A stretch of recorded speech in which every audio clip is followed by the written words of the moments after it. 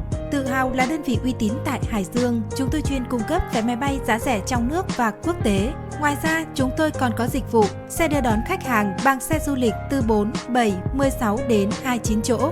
Đưa đón khách hàng đến sân bay, bệnh viện, trường học và các địa điểm theo yêu cầu quý khách.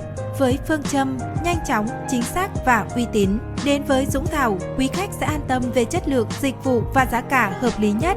Hotline đặt vé 0979 128 628 hoặc 0385 060888.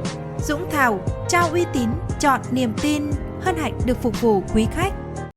Cảm ơn quý khách đã gọi đến phòng vé máy bay Dũng Thảo. Tự hào là đơn vị uy tín tại Hải Dương, chúng tôi chuyên cung cấp vé máy bay giá rẻ trong nước và quốc tế. Ngoài ra, chúng tôi còn có dịch vụ xe đưa đón khách hàng bằng xe du lịch từ 4, 7, 16 đến 29 chỗ. Đưa đón khách hàng đến sân bay, bệnh viện, trường học và các địa điểm theo yêu cầu quý khách.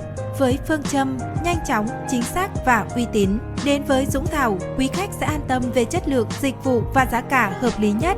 Hotline đặt vé 0979 128 628 hoặc 0385 060888. Dũng Thảo, trao uy tín, chọn niềm tin, hân hạnh được phục vụ quý khách.